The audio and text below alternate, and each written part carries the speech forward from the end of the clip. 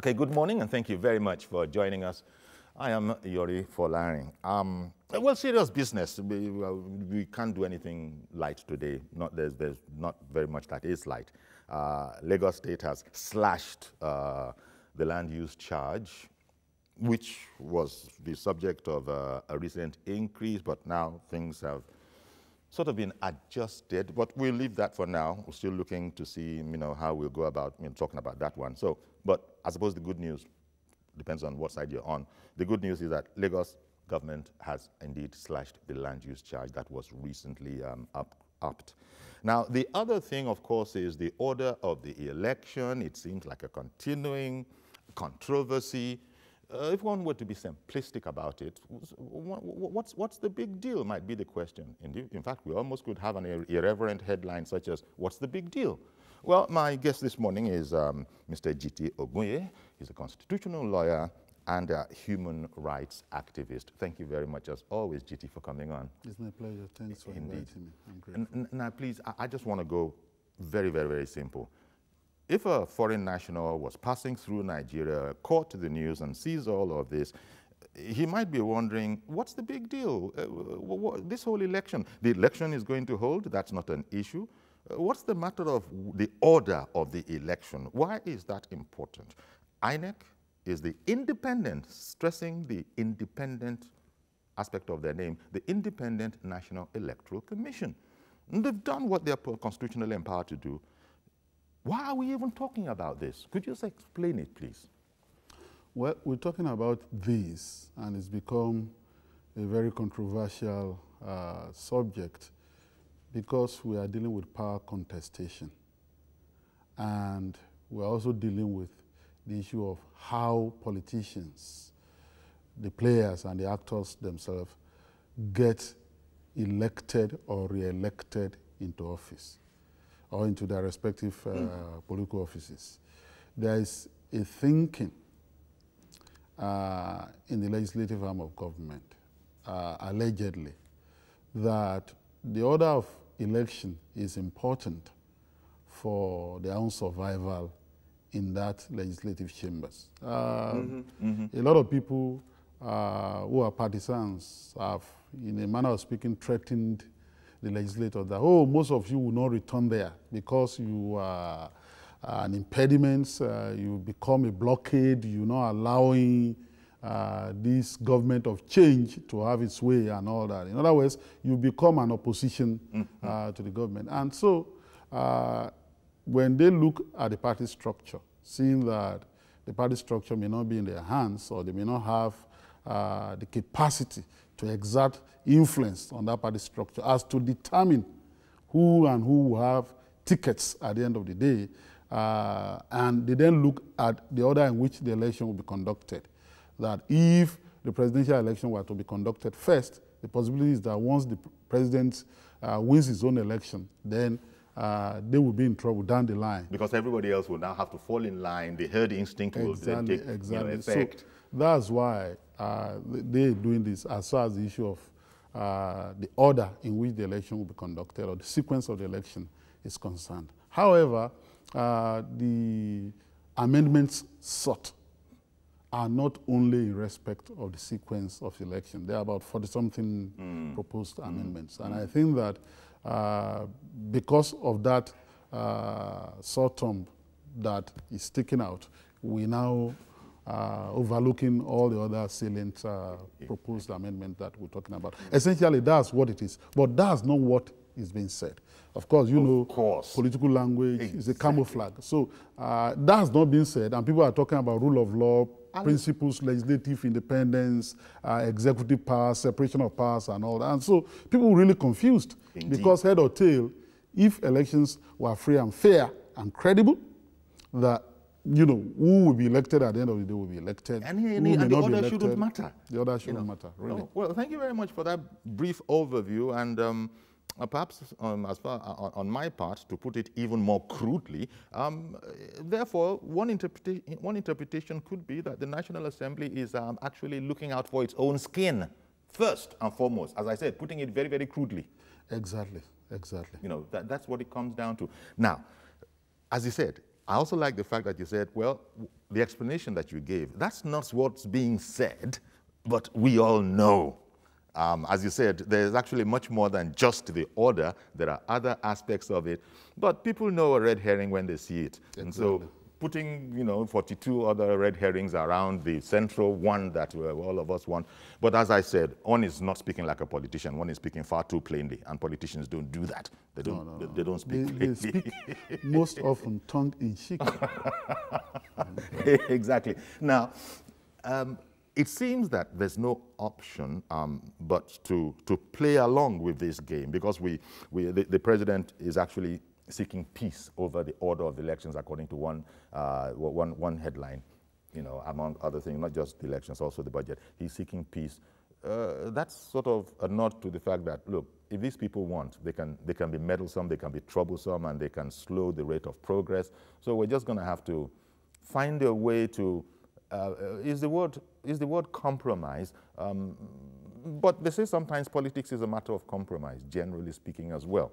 So is this one of those situations? And I wonder how real the issue is, because sometimes we can get lost in the technical details of what this particular section says, the caveat and the further. All of that is as will have to be contended with when the time comes.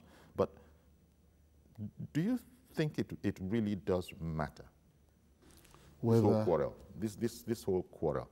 Because there's so much, people have been complaining that we're not dealing with the real issues affecting our lives. We're putting so many red herrings in there. Essentially, I think that this is just a distraction. It's not very important.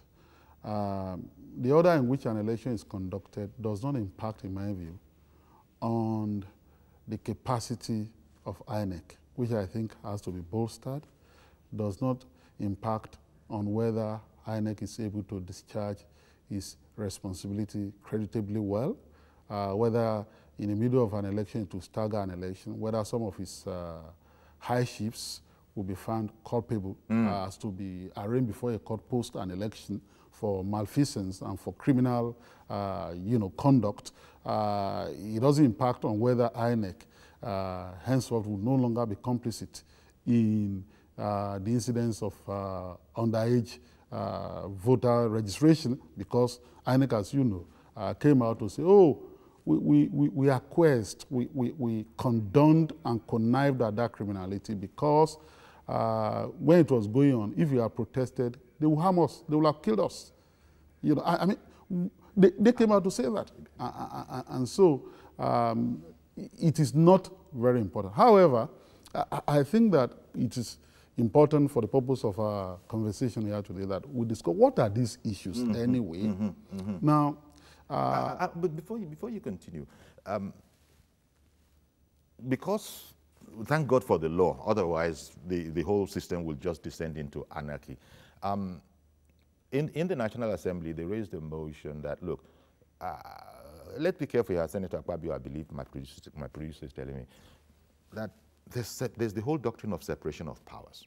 When we say this is how we see it, we don't expect any other arm to be commenting, interfering, quite frankly, is the attitude they have in this whole matter. And so essentially they're saying that everybody should just chill and understand that we have a right to do what we're doing. Yes, I think they have the right to do that. Look, let's put this in perspective and structure this thing very well.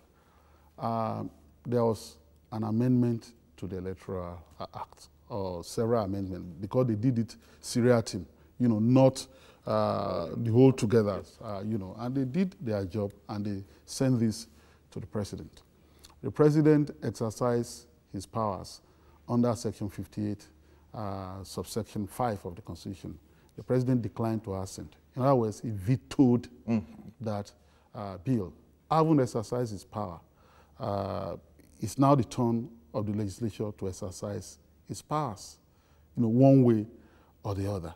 And so if the legislature could then muster a two-thirds majority to override the president's veto, then the president's veto is overridden, and then that those amendments are then passed into law, and they then become the law.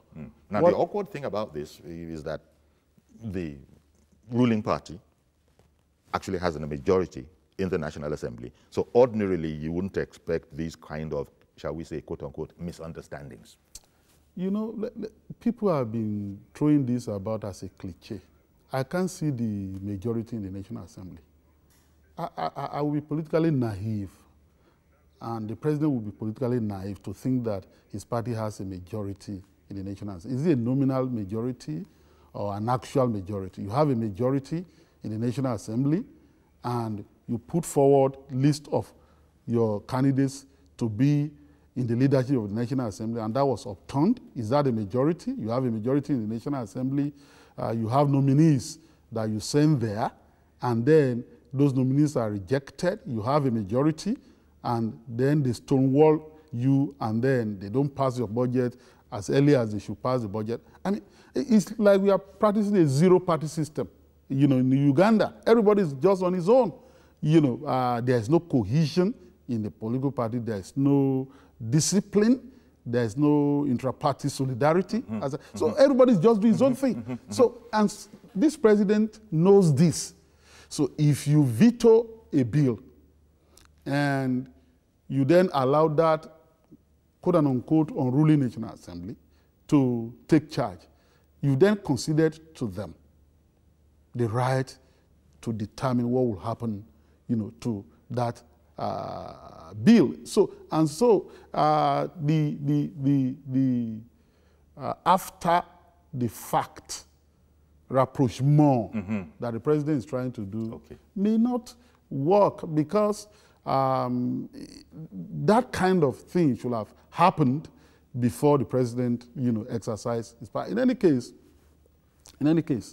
this president, and this is my argument, could have held on to that bill without signing it. The law allows him to do that. And this point has not been well, you know, articulated. You have two modes. But there's a time? I will address it. You have two modes of passing legislation under the Constitution currently, under Section 58 and under Section 59. Under Section 59, you have the provisions therein specifically for money bills or appropriation act. Under subsection 4, Section 59, the president has 30 days to assent to an appropriation bill or money bill. And he has only 30 days to either assent to it or decline his assent. And there's a rider. If, after those 30 days, he does not indicate whether he will assent or decline, automatically it reverts to the National Assembly. Perhaps because of the importance of that, you know, money bill or appropriation act, bill. It deals with the finances of the country. Now, under Section 58, governing ordinary bills, the president also has 30 days under subsection 4 of Section 58, and either to decline or assent. But there is no rider. So there is a lacuna. And that's what previous presidents have been doing. That's why you hear that, oh, we have bills there, and they are not signing. Okay. So the president will not exercise his power one way or the other. So it doesn't automatically revert exactly. to them. And that's why in the proposed amendment to the Constitution, the legislature is trying to fill this lacuna, this gap, by making it, you know, like it is under Section 59, automatic reversion to the National Assembly. So the president could have dilated, could have tarried, and could have used that to bargain and all that. But he didn't do that. Post haste, he declined. So having vetoed, having exercised his own power, then, one moral authority or political, you know, power, or wicked, does he have left to then say, oh, don't exercise your own power? Okay. And so at that point, for me, the National Assembly should be left to exercise its own power one way or the other. So anybody who then says that the law has passed is unconstitutional, is unlawful, whatever, can then take that law to the court so that the court can then exercise its power of judicial review. The idea of arresting a legislation or bill is foreign to our legal jurisprudence. Just as it is no longer permissible to arrest a judgment. You apprehend the judgment. A judgment is coming, then file an application. Exactly. I will apprehend it. No, don't deliver your judgment. No, you can't do that. Let a legislation be passed, And then you can take it to the court to test its validity. And the court, in exercising the power of judicial review under Section 6 of the Constitution, can then use what is called the blue pencil rule. A whole legislation is brought before the court. So the court takes a blue pencil and then looks at it line by line. The one that is unconstitutional, having regard to Section 1(3) of the Constitution, the supremacy clause of the Constitution, against that determines whether any law that is at variance with the Constitution is valid or not, the court will strike it out. The court has done that before in 2002 regarding the Electoral Act, and 2011 regarding the Electoral Act of 2010. Thank you very much. Let me come back to you. And also thank Madam Josephine for holding on all that while. Good morning. Please go ahead now. Madam Josephine. Can you hear me? Yes, Yeah, can you hear me? Hello, Uncle Yori, good morning, and your guests. Hello? Hello, Uncle Yori? Hello? I'm not hearing you well. Hello? Can you see us? I've been answering. Good morning to your guest, Vice Abui. Yeah, good morning, man. Yes, I appreciate your comment, and you are trying. Uncle Yori, can you hear me now? Yes, we can hear you. Thank you very much. Yes, okay, yes. Like this issue of sequence, they have not infringed the right of those, the INEC. They are only talking about the sequence, how the election should go. And to my own view, it's for the good of the people. Because of this winner-take-it-all syndrome, that is, if you already have the head, everybody will follow, including incompetent people. That is why we're having challenges everywhere. Let them do it. It favors us. I think this bill is good, and the president should accept to it, because if he trusts himself, let it go and let it be. We will know, and the electorate should be aware, so that they will vote people of competence, people that can change the country, that can pass, that can produce law that will favor the country. Now, that is aside. Look at what we are facing. This one is not even our problem. Now they are fighting for their own pocket. We are facing this challenge. He said when there is no peace, no development. Look at the way people have been killed every day. The House of Assembly, they are not doing anything. The president is not doing enough. People are dying. Who will they govern if everybody dies? We should talk of good things and not this their personal effects. Their personal issue. They are fighting for themselves. They are not fighting for the country. I'm telling you, if they pass laws that will stop all this killing, I bet you Nigeria will be a better place. They should do what is right and stop this nonsense that they are doing. Thank you very much. Thank you very much, Madam Josephine, for calling in her perspective. Okay, continuing the conversation, what do you think, this idea of writing to the Chief Justice of the country on this matter from the National Assembly, what's that all about? Because what are they seeking? That is as a continuation of the whole notion that separation of powers should not be compromised. The National Assembly, they can write a letter to the CJN.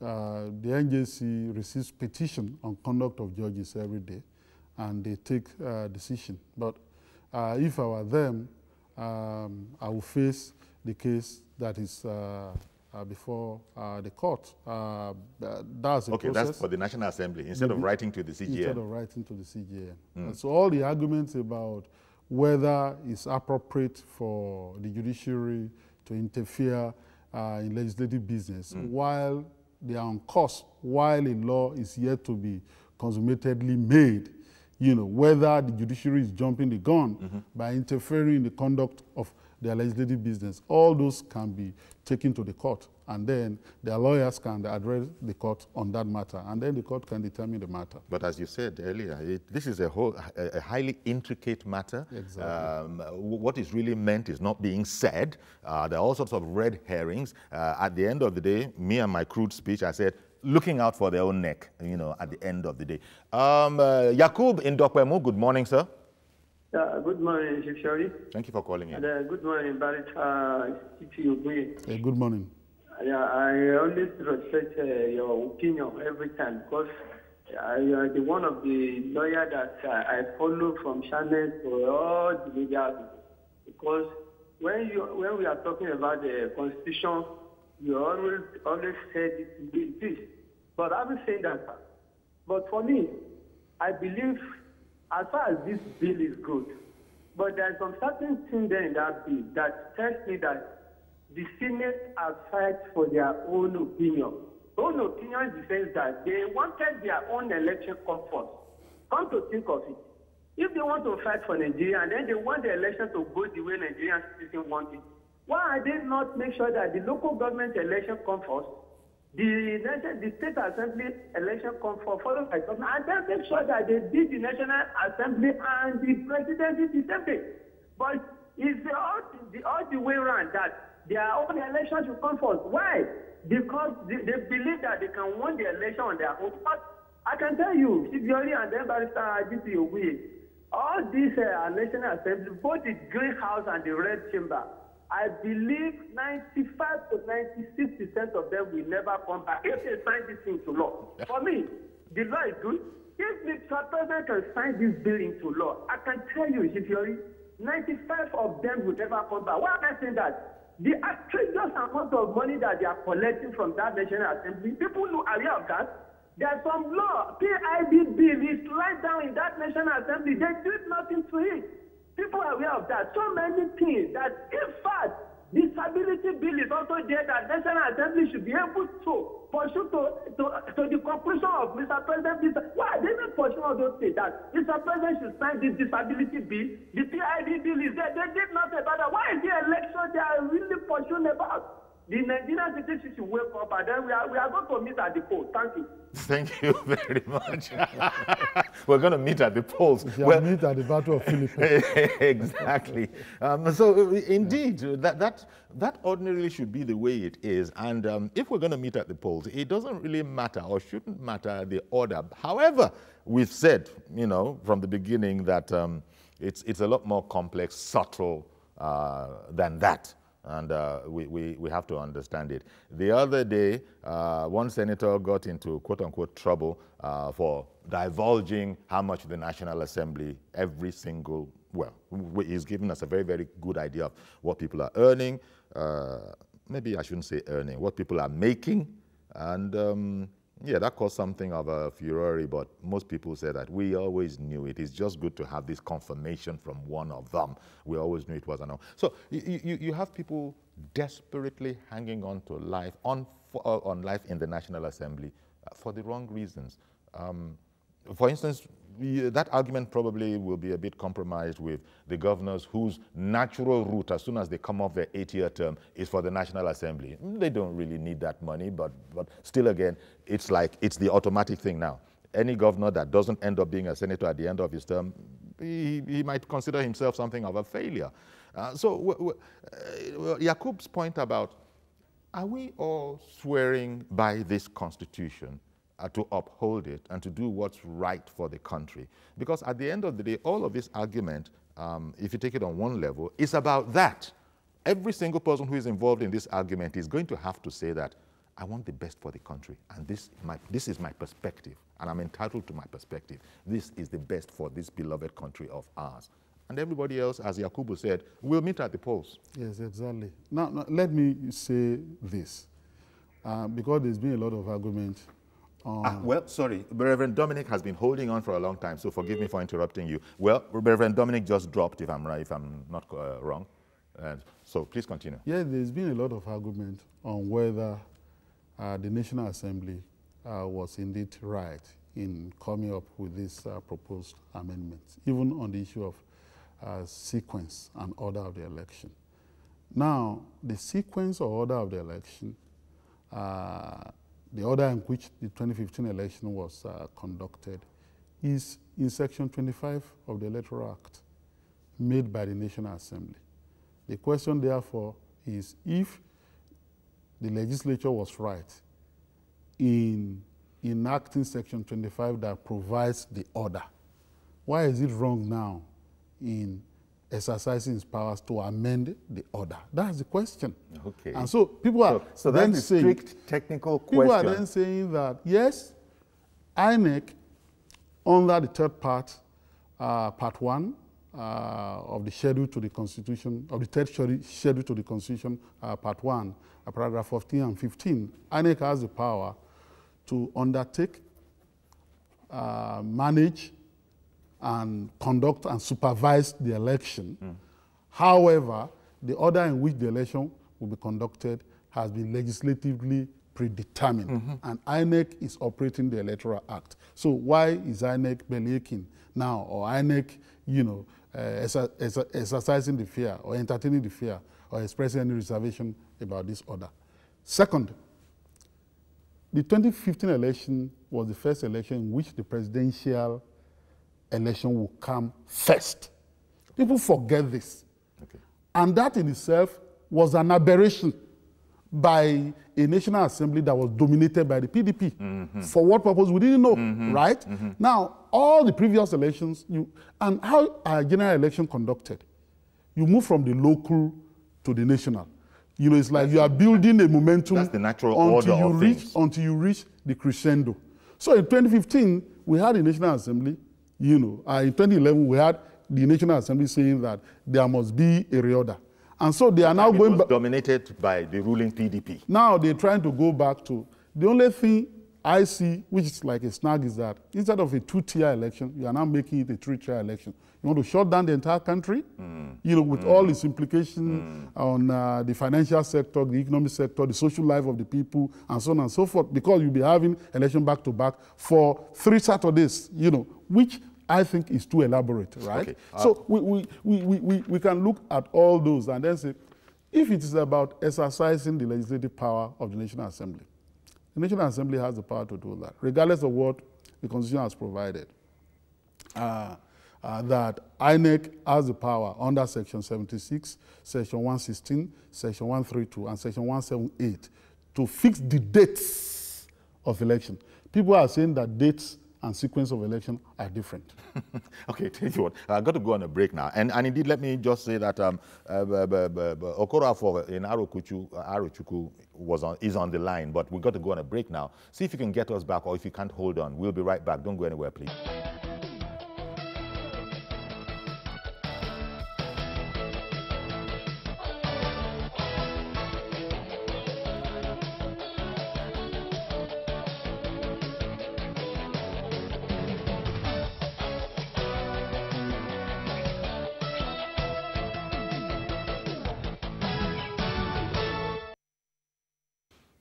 Welcome back. Still with constitutional lawyer GT Ogunye in the studio, and we're looking at the whole matter of the order of the elections, which has become an issue of contestation between the National Assembly and the executive.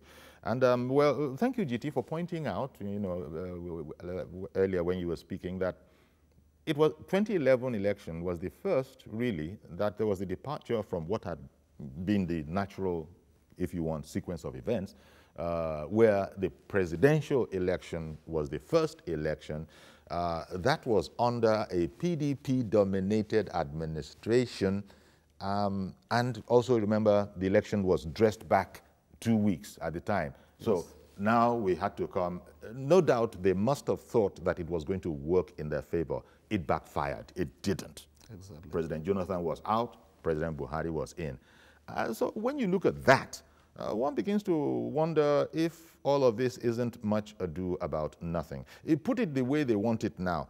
All of this is guesswork, that there will be some sort of a domino effect or a herd instinct. Nobody can know that for sure. And as Yakub said, speaking for maybe thousands and thousands of Nigerians, we'll meet at the polls. Exactly. So I really don't think that the order in which election is conducted will really determine or be the ultimate determinant of who gets elected or who is not going to be elected. One moment, please, because Mzee Okorafor is back in well, he's always been in Arochukwu, but he's back on the line, and now... Good morning. Good morning. Good morning, sir. Good morning, Mr. Ogunye. Good morning. Nigerians should stop complaining about the timetable. Look at Arochukwu or Hofia Road. Feel like that We just saw great up to today. Now, as we don't have water, even at Haga, there's no water. You have to go to the stream or river to buy. But we have honorables. We have senators, House of Reps, and people have House of Assembly. Thank God, academic staff, they are fast to their work. We thank God for this. Now, what the Nigerians, the politicians should know that if you are the senator or House of Rep member or House of Assembly member, no matter whether it's local government chairman, properly elected, try and do what? Deliver. Now, the Constitution is there. We all know that, but only the poor man that so far about God. So now let us ask ourselves, Mr. Yuri, and even as people are talking. All these are our honorable members. I would like a situation whereby they can come to this program and buy airtime. Tell us how much we have ensured, how much you have collected from the house of the so-called constituency team. Now, what have you done? Please, so that people from your area can access you. See, all the elections will come up a day. If all the elections in this country, whether House of Representatives or whether anyone, whether anything we call it, all of them will come on a day. It will help us save costs. It will help us all this issue of breeding all these criminals, so no whether kidnappers, and that it will stop. If all the elections will do what? Will come only one day. Honestly speaking, all the politicians, if I have my way, nobody that has entered the House of Assembly or National Assembly that will come back after 8 years. They should go and announce it. You come to the House of the National Assembly, you spend 16 years, go to 20 years, 8 years. What are you doing? What are they achieved? Nigeria is getting very well because our problem we have in Nigeria is because our income is illiterate. Our interest is not very high. Someone has stayed in the place for 8 years. He has not shown you anything, and you still close your eyes and think we are the top of the Look at what is happening in Kenya. Look at what is happening in Burundi. Look at what is happening in Uganda. Thank you very much, my brother. Have a blessed day. Thank you very much, Mzee Okoroafo. Please keep the calls coming. The proposed alteration of the sequence of elections, is it much ado about nothing, or is it indeed important? Let's know how you feel one way or the other.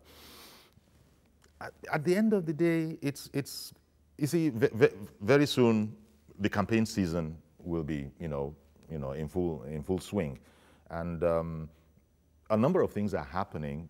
Like the president is now visiting some places people expected him to have been ages ago, and people are saying that. The critics are saying that all this newfound attitude to these things, it's all about really playing for the election. So it comes back to everybody has their own interests. Naturally, the president and the presidency have their own political interests as the National Assembly, but the National Assembly is not so much a political interest as people are indicating. It's a matter of, you're taking so much out of the system. What exactly are you putting back in? I'm not saying you're not putting anything back in, but can you just explain to us what it is you're putting back in? So immediately you see a criticism there. Ahmed in Kaduna. Good morning, sir. Good morning, sir. Thank you for calling in. So what do you think? Do you think this is much ado about nothing, or what? Sir, it's been a privilege for me to speak in this program. Let me start by saying that the National Assembly are very selfish. So they are selfish. They are not doing it for Nigeria. They are doing it for themselves. So imagine the kind of money these people earn. But they are not doing anything. They just actually pass the law. They just want to pass the law. What they did is they want to protect their own selfish interests, not for Nigeria. That's why I said they should allow us, their voters, to determine what to do. Not them personally. We have a lot of bills in their position. They have to work on that. Not necessarily doing passing this one into law and bringing some kind of a controversy into the public domain like this. But Ahmed, what you've just said, if indeed your belief that they are really looking out for their own skin, how about election day? If people believe this, those people will say so, will indicate so with their vote, and it won't pay them one way or the other. What do you think of that notion? So I pray for Nigerians that they should. I pray for Nigerians they should understand this and make sure that those people have not come back to the 8 assemblies. Do you have confidence that the people will use their vote to send out people unworthy or not be able to? Of course. I have confidence in that. All I know right. that, yes, the electorate will vote them out. Inshallah, they will not come back. Yes, thank you very much. Thank you very much for calling in, Ahmed. Well, that's a bit encouraging because he's saying that, look, what Ahmed is saying is that this system can work. We can make this system work. Apparently, he believes in the system. Well, I don't have much faith or confidence in the system. The system. So the whole idea about the electorate can vote you out. When you say the system can work, there is a presupposition that the system is not working or is not optimally working. The capacity of a system to work is dependent on a question of whether that system itself has the ability to reinvent itself so that it can work. If a phenomenon or a system is not working, what do? You reform it, you put it back in shape and all that. Now, is there anything out there that is purposed to ensure that this system works very well? The Electoral Act, the amendments that we have a lot of amendments, including now accepting that there should be electronic voting, things like that and all that. And so, by and by, you know, the system can work, but you don't have all that much faith. I don't have much faith. Benga in Abuja, good morning, sir. Good morning, Mr. Yori. Thank you for calling in. And good morning, the gentleman there. Good morning. Thanks, Mr. Olugisi. Benga. Yes, thank you, sir. And if you are not a son, I believe very soon you'll be one. Because like the other man said, I will be following you, especially on other TV stations. And I quite agree with you. But one thing I want to say is that majority of Nigerians are not bothered about the sequence of elections. But the burden it will bring, why having 3 elections for 3 Sundays? That is financial burden to the government, to the economy. Number one, the government will be affected because all the auxiliary staff, NYC staff, all the allowance, transportation will be triple. That means that they provide for 3 days, 3 elections. That means that there's additional supplementary budget from INEC, from what they have submitted before, which is waiting approval or whatever. There will be a supplementary budget. Number 2, it affects the economy of every individual. That means that this nation will be shut down for 3 Saturdays and affect exactly those who are informal sector will be affected, our revenue. Then number 3 is that the General Assembly should be focused on how to make the system work. To make sure that we have a free and fair election without deploying army. What are they doing about that? The electoral offensive committed in every election will be double because they may kill somebody in this election, another one. We're not sure that the third one, they will not kill somebody. You see, multiplying effect of having 3 elections. So me, I'm not concerned about the sequence of the day. Is that if it's possible, let them make it once in a day so that it will cut down costs or violence and other things may result. And they should focus on making an election free and say that even you can work, do the working day to go and vote anywhere. Make it electoral. You can vote in your room. That is what I'm after. Thank you. Thank you very much for calling in. Well, as the matter is now, how will it be resolved? Well, for one thing, we know that the president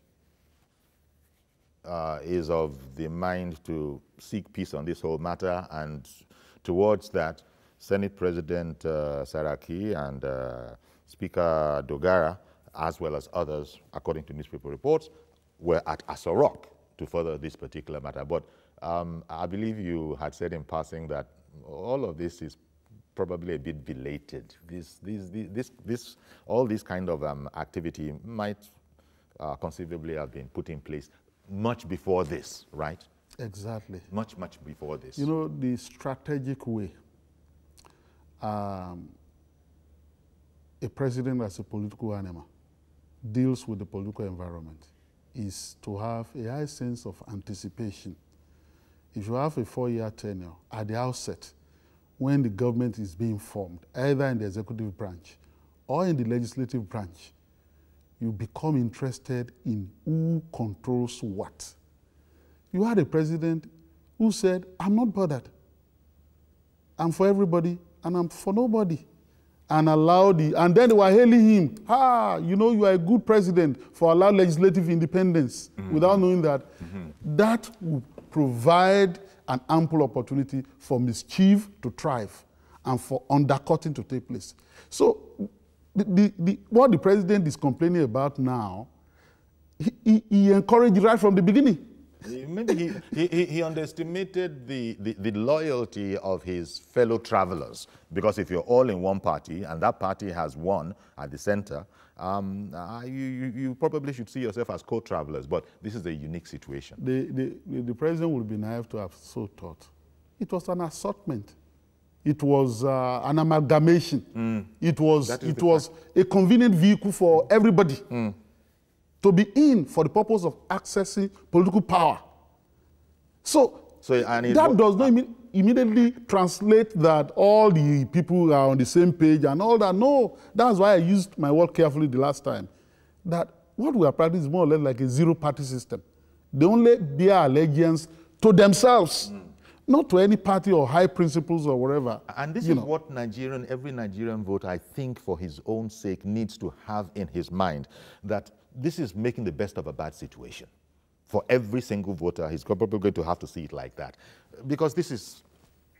okay, a call from the U.S. this time. Said in Philadelphia, good morning. Good morning, Uncle Yari. Thank you very much for calling in, sir. My name is Said, calling from the United States of America. Sure. And good morning, Honorable GT. Yeah, good morning, Mr. Said. Is this much ado about nothing? I just want to make a quick contribution about the ordering of the election. And I think the president should allow the National Assembly to go ahead and reorder the election. Because even the election that we had in 1999, and I think the presidential election came last, it was the same PDP government that changed the election for the presidential election to come first. So if they decided now that they want the presidential election to come last, I think the president should allow it, and the masses they should allow the masses to decide how they vote. That's just my contribution. Said, just before you go, do you think that it really matters? Because if you've been following the program, people have imputed less than honorable reasons for the persistence of the National Assembly, whether that is right or wrong. Do you have any thoughts on whether it matters or not? No, I don't think it matters, because the National Assembly, the way they want the election to come, I think it's good for democracy, it's good for Nigerians. Yeah. Okay. Most of the, like some of the callers have said, most of the National Assembly members will not come back. They think whatever their motive is, whatever they will think they are doing, it's going to be the masses that will win at the end of the day. So thank you. The president should just allow, the president should sign the bill, whatever, the way they want it. Okay, the way they want it. Thank you very much, Said, for calling in. Interesting. The way they want it. Everybody has a point of view, of a position, and this is what we have. But as you've explained, it would appear that it's part of the teething pains of wresting power from the previous holder of that power, because that was the objective at the time. In fact, it was almost as if people were saying that anything but Jonathan. So whatever we can do to put in a new administration, let's go ahead and do it. And as you explained, that what was needed was an amalgamation. And so people have used unkind expressions such as strange bedfellows. And when you got strange bedfellows, quite frankly, if you think about it for a moment, reflect on it, cut all sentiment, we shouldn't be surprised that we have the situation that we have on our hands. Some people have said that the ruling party has been obstructionist to itself via its own members. So is it that it's like an ailment. It's not going to go away the very moment you swallow the tablets. There's going to be some time. Is it something like that, that this is probably going to carry on for a bit longer before it gets better? Or are we just condemned to this kind of turbulence? You know me, right? Many of the things that we're witnessing now on the part of the National Assembly were encouraged by the president. He was laid back. He was justifying by saying that he was being extra careful. Of what? To make sure that he was exhaustive in his search for the right people.